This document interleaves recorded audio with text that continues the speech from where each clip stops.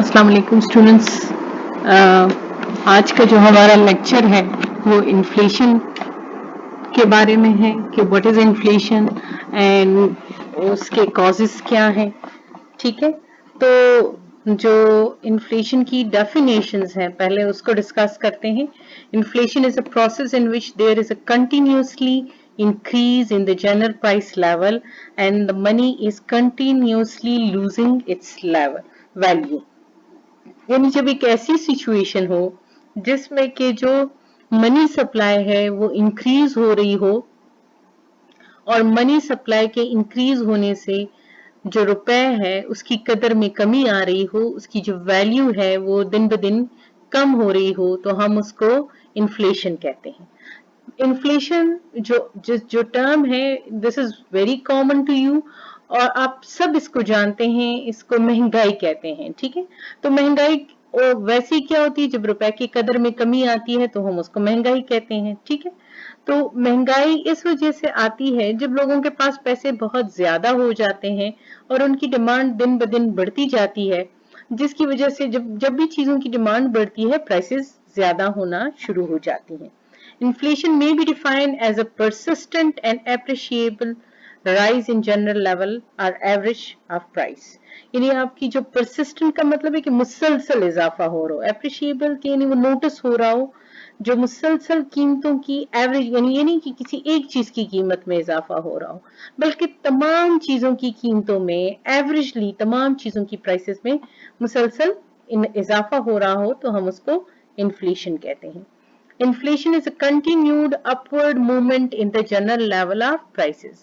यानी कंटिन्यूस भी हो, यानी ऐसा ना हो कि कभी एक दफा इंक्रीज हो गई हो और फिर डिक्रीज हो गई हो, नहीं, बल्कि जब मुसलसल इंक्रीज होती हैं तो हम उनको अपवर्ड मूवमेंट यानी प्राइसेस का इंक्रीज होना कहते हैं। और जनरल लेवल ऑफ प्राइसेस का मतलब यह है कि तमाम चीजों की कीमतें, किसी एक चीज की कीमत नहीं, बल्कि जितनी भी चीजें हैं, चाहे वो खाने पीने की हैं, चाहे वो कपड़े हैं, चाहे वो जो भी चीज है, उसकी कीमत जो बढ़ रही है उसको हम इन्फ्लेशन कहते हैं।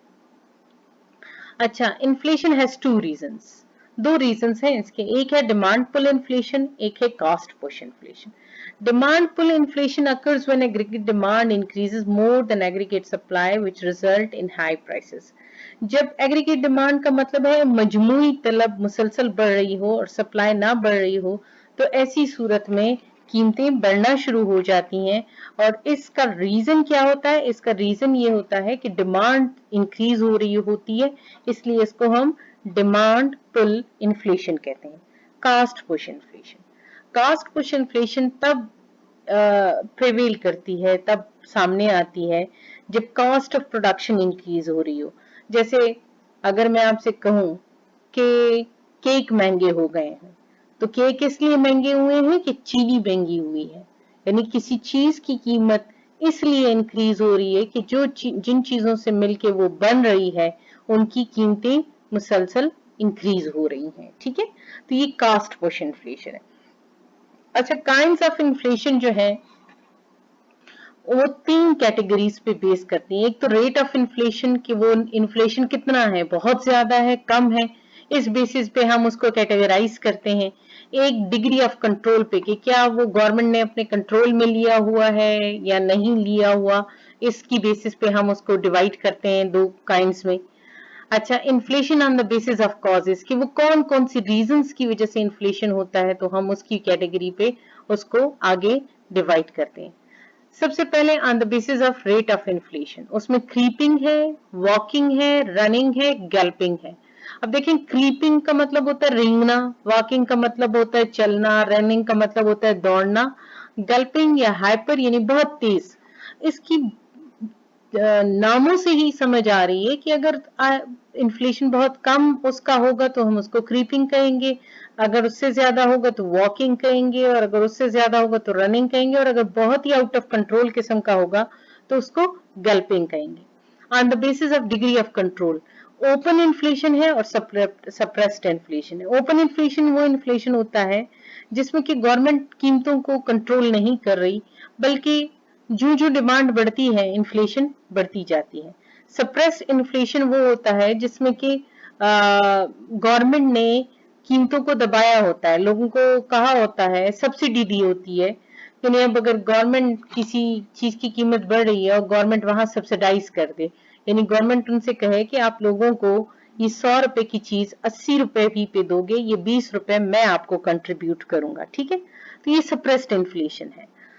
Inflation on the basis of demand of causes, तो demand pull inflation, cost push, profit induced, budgetary inflation, monetary inflation और multi causal inflation इसमें है।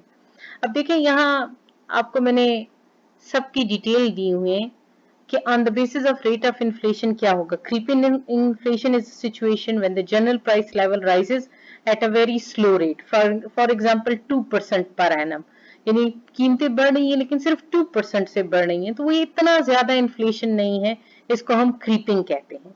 वॉकिंग इन्फ्लेशन, ये 5% से बढ़ता है rate of inflation. Creeping, walking, ये इतने कोई नोटिसेबल नहीं है, ये इतने खतरनाक नहीं है।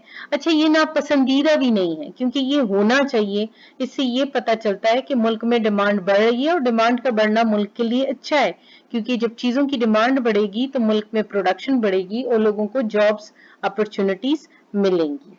अच्छा, रनिंग इन्फ्लेशन और गैल्पिंग इन्फ्लेशन, ये जो है ये थोड़ा सा जो गरीब तबका है उसके लिए प्रेशर का सामना होता है इस पे, ठीक है ना। जब 8% और 10% से चीजों की कीमतें बढ़ रही हैं तो फिर गरीब तबका जो है उसको ज्यादा परेशानी होती है। गैल्पिंग और हाइपर इन्फ्लेशन ये होता है कि जिसमें कि चीजें आउट ऑफ कंट्रोल हो जाए। ये इन्फ्लेशन इसमें इतना बढ़ता है कि वो 20% से भी अबव हो सकता है। 10% से जब अबव होगा तो हम उसको गैल्पिंग इन्फ्लेशन ही कहेंगे, ठीक। अच्छा, on the basis of degree of control, open inflation, it is a stage when the rise in the price level gets out of control. Open है, गवर्नमेंट का कोई कंट्रोल नहीं है और इन्फ्लेशन जो भी है, जितनी भी डिमांड बढ़ रही है तो इन्फ्लेशन बढ़ रही है। Suppressed inflation, under this type of inflation the government make efforts to control and check the rise in the price level through price control. Price control का मतलब ये होता है कि गवर्नमेंट कहती है कि इससे ज्यादा प्राइसेस आप नहीं बढ़ा सकते, तो वहां असल में तो प्राइसेस बढ़ चुकी होती हैं, लेकिन जो लोगों को अभी पता तब चलता है जब ये गवर्नमेंट का प्राइस कंट्रोल हटेगा तो ये कीमतें एकदम शूट करेंगी, ठीक है। अच्छा, inflation on the basis of causes, demand pull inflation, जब एग्रीगेट डिमांड बढ़ती है एग्रीगेट सप्लाई से तो हम उसको डिमांड पुल इन्फ्लेशन कहते हैं। कास्ट पुश इन्फ्लेशन, मैंने अभी आपको बताया कि जब किसी भी चीज की कीमतें इसलिए बढ़ती है कि जिन मटेरियल से वो बना होता है उसकी कॉस्ट में इंक्रीज होता है। जैसे मैंने आपको केक की एग्जांपल दी है, जैसे अगर घर महंगे हो गए हैं तो इस वजह से हो गए कि जो घरों जिस मटेरियल से वो बनता है वो सारे मटेरियल महंगे हो गए। प्रॉफिट इंड्यूस्ड इन्फ्लेशन, जब इंटरप्रेन्योर चाहते हैं कि वो ज्यादा से ज्यादा प्रॉफिट कमाएं तो और वो कीमतें बढ़ाते हैं, तो इस किस्म की इन्फ्लेशन को हम प्रॉफिट इंड्यूस्ड इन्फ्लेशन कहते हैं। एक होता है बजटरी इन्फ्लेशन, जब गवर्नमेंट अपने एक्सपेंडिचर बढ़ाती है अपने रेवेन्यू से, यानी जितना उसका खर्चा है उतने उसके पास पैसे नहीं है, लेकिन वो अपना खर्चा इसलिए बढ़ाती है ताकि गवर्नमेंट रोड बनाए, डैम बनाए और इससे मुल्क के हालात भी बेहतर हो और जो गरीब आवाम है उनको जॉब्स भी मिले। और इस काम के लिए वो कर्जे लेती है और वो स्टेट बैंक से नोट और प्रिंट करवाती है, जिसकी वजह से लोगों के पास पैसे ज्यादा आना शुरू हो जाते हैं और वो फिर डिमांड बढ़ाते हैं और डिमांड के बढ़ने से इन्फ्लेशन इंक्रीज होता है। मॉनिटरी इन्फ्लेशन, जब भी मनी सप्लाई बढ़ती है, ठीक है, यानी जब स्टेट बैंक ज्यादा नोट छापता है तो उससे एग्रीगेट डिमांड बढ़ती है और प्राइसेस बढ़ना शुरू हो जाती हैं, जिसको हम मॉनिटरी इन्फ्लेशन कहते हैं। मल्टी कॉजल इन्फ्लेशन, ये इन्फ्लेशन जो है ये किसी एक रीजन की वजह से नहीं होता, ये जो ऊपर जितने भी रीजंस बताए गए हैं इनमें से किसी भी रीजन की वजह से हो सकता है। सो ये आपका इन्फ्लेशन की डिटेल है, गो थ्रू इट। इंशाल्लाह ईद के बाद मैं आपको नेक्स्ट यानी लास्ट जो हमारा चैप्टर है उसको करवाऊंगी, ठीक है इंशाल्लाह। ओके, अल्लाह हाफिज़।